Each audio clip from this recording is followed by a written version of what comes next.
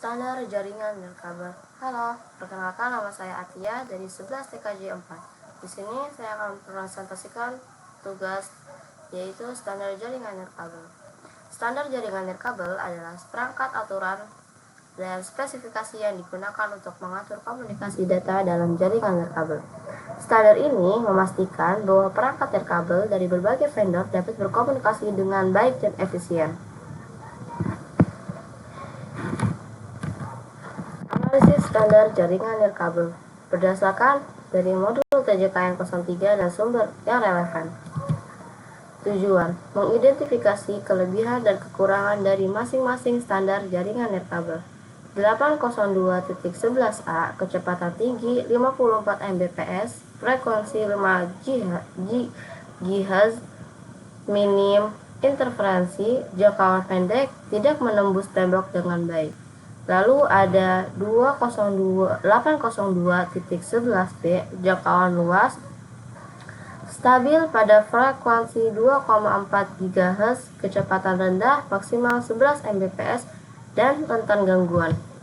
Lalu di sini ada 802.11b kecepatan lebih baik 54 Mbps, masih rentan interferensi karena 2,4 GHz.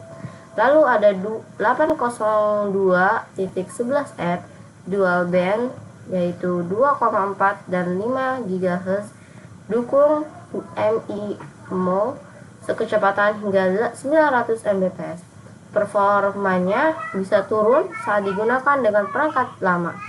Lalu ada 802.11ac kecepatan Gbps, beamforming efisien di 5 GHz, hanya bekerja di 5 GHz, jangkauan lebih sempit.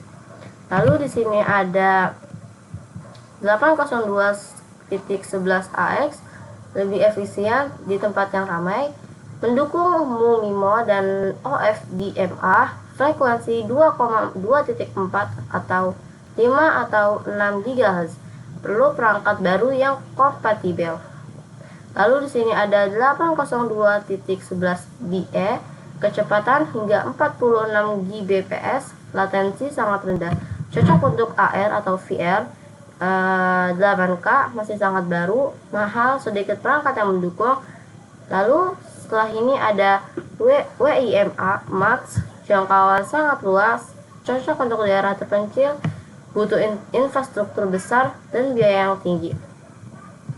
Di sini ada analisis perbandingan standar jaringan nirkabel, yaitu faktor perbandingan. Sini ada kecepatan data, frekuensi operasi 2.4 GHz, 5 GHz, dan 6 GHz. Jangkauan sinyal, kompatibilitas, perangkat teknologi tambahan. Di sini ada MIMO, MU, MIMO, beamforming, dan OFDMA.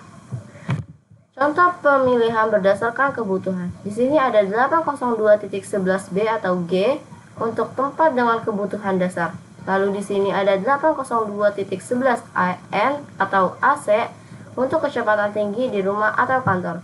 Lalu ada 802.11ax atau BE untuk banyak perangkat dan streaming berat game 8K, AR, dan VR. Di sini ada WIMAX untuk daerah yang belum terjangkau jaringan nirkabel. Nah, di sini perlu dicermati, standar baru lebih cepat, tapi perlu perangkat baru, lokasi dan kepadatan pengguna memengaruhi performa. Penjelasan tambahan di sini, perbedaan Wi-Fi dan visi WIMAX. Aspek Wi-Fi, WiMAX, jangkauan terbatas sekitar 100 meter, luas hingga beberapa kilometer. Kecepatan tinggi tapi fluktuatif, konsisten dan stabil. Penggunaan rumah, kantor, area publik kecil, pedesaan, area luas tanpa kabel, infrastruktur router atau AP stasiun pangkalan. Pengaturan mudah diatur sendiri, dikelola oleh penyedia layanan keamanan, tergantung konfigurasi umumnya, lebih aman dan terintegrasi. Nah, kesimpulan akhirnya, setiap standar Wi-Fi memiliki kelebihan dan kekurangannya masing-masing. Semakin baru teknologinya, semakin tinggi pula kecepatan dan efisien jaringan. Frekuensi tinggi di situ ada 5 GHz sampai 6 GHz kecepatan tinggi jangkauan pendek. Lalu di sini ada frekuensi rendah, di situ ada 2,4 GHz jangkauan luas kecepatan rendah. Pemilihan standar jaringan harus disesuaikan dengan lingkungan pengguna seperti rumah, sekolah, kantor, dan desa. Jumlah perangkat kita sesuaikan dengan kebutuhan kecepatan. WiMAX cocok untuk wilayah terpencil tanpa infrastruktur kabel. Sekian presentasi dari saya. Kurang dan lebihnya mohon maaf. Assalamualaikum warahmatullahi wabarakatuh.